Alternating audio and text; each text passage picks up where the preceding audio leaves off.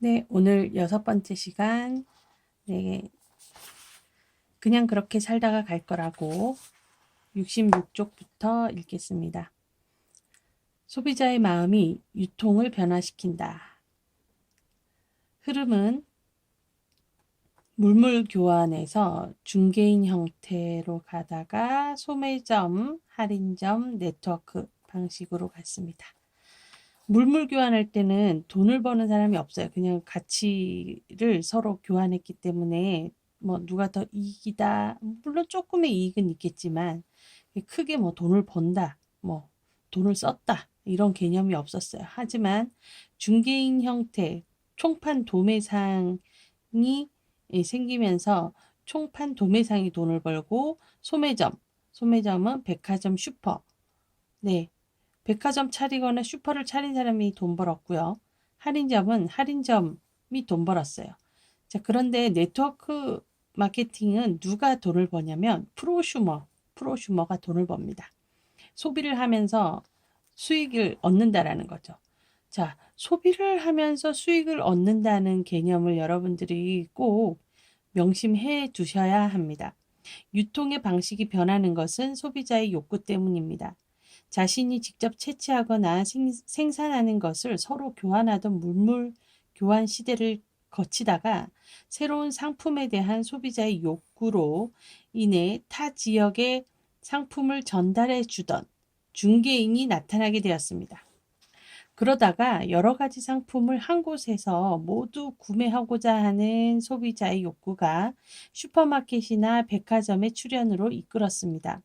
그 후 소매점 형태의 유통 시대가 되자 이제는 싸게 그리고 편리하게 상품을 구매하고자 하는 욕구가 소비자의 마음에 일었기 때문에 자동차 보급의 일반화로 거리적인 문제가 해결되자 대형 할인마트가 생겼습니다. 대형 할인마트가 한 2000년대 초반에 이제 계속 생기게 됐는데요. 그러니까 불과 20년밖에 되지 않았어요. 하지만 그 안에 소비자의 욕구는 거기에 그치지 않고 생산자와 직거래를 통한 싼 가격 그리고 배달이라고 하는 편리성, 택배의 발달로 이것들이 이루어지게 됐어요. 그래서 인터넷 쇼핑몰이라는 것이 발전하게 된 거예요. 굉장히 빠른 속도로 지금 유통의 형태들이 변하고 있어요. 그러나 이제 소비자는 돈을 쓰면서 돈을 벌 수는 없을까라는 욕구를 가지게 됐어요. 왜 내가 돈을 쓰기만 해야 될까? 돈을 벌고 싶다.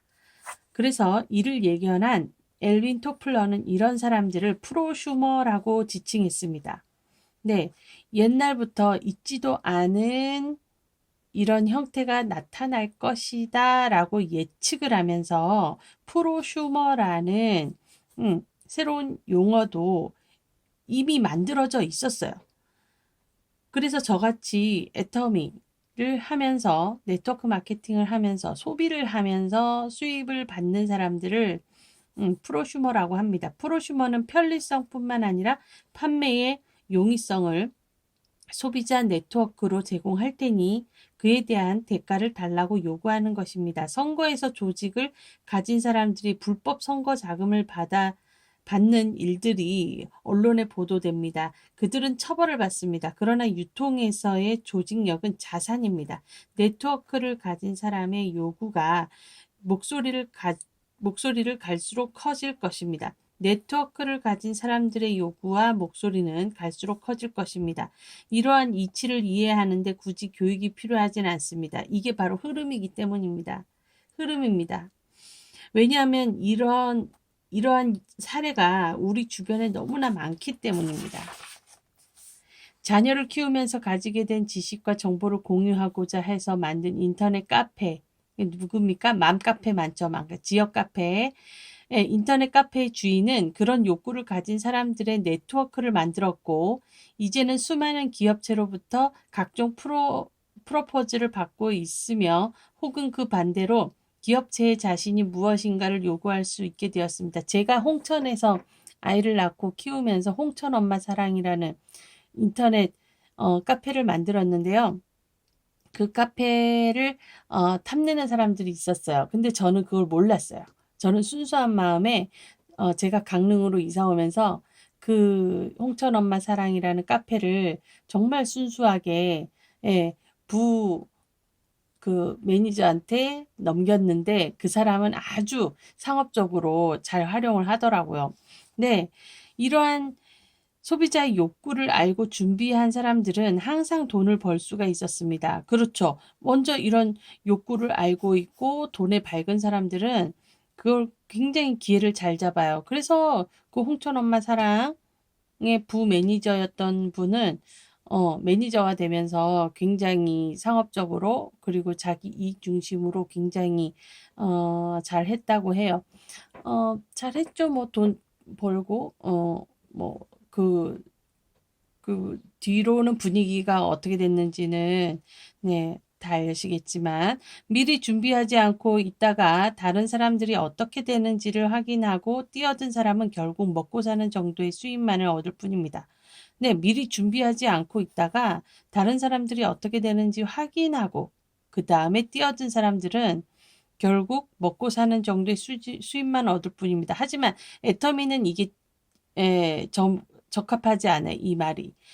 애터미는 저 같은 사람은 정말 이 애터미가 네트워크 마케팅 이 이론대로 정말 될까? 될까? 저는 한 3년을 두고 봤어요. 3년을. 네. 첫 번째 1년은 소비만 했고요. 약 한 1년 반, 2년 가까이는 부업을 했어요. 부업을.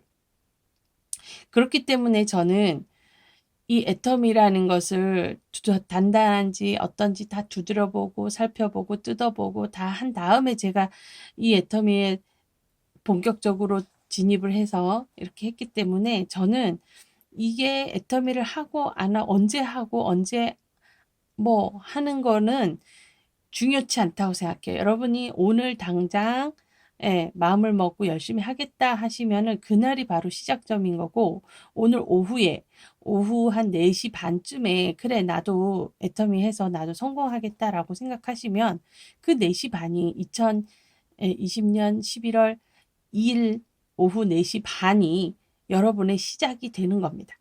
유통업체가 가지는 최대의 고민은 뭐냐면요. 소비자의 변심이에요. 변심. 변심. 어떤 변심이에요?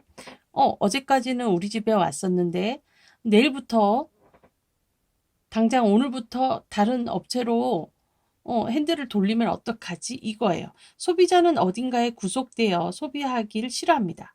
언제든 자기에게 이익이 되면 그 이익이 되는 곳으로 선택을 바꿉니다. 유통업체들이 가장 고민스러워하는 부분은 바로 소비자의 변심입니다. 이것을 극복해 보고자 업체들은 갖가지 방법을 동원합니다. 그게 바로 마케팅이에요, 여러분. 마켓은 시장이죠. 팅은 ing. 시장이 계속 움직인다라는 거예요. 그거를 움직이게 하는 사람들이 바로 마케터인데, 그러면 물건 하나를 놓고요. 물건 하나를 놓고 이 물건을 어떻게 해야 잘 팔 수 있을까? 소비자가 이 물건을 어떻게 하면 사갈 수 있을까를 연구하는 게 마케터들이에요.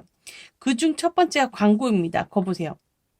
마케팅의 꽃은 광고죠, 광고.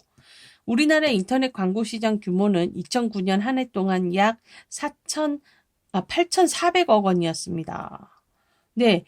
11년 전에 8,400억 원이었으면 지금은요?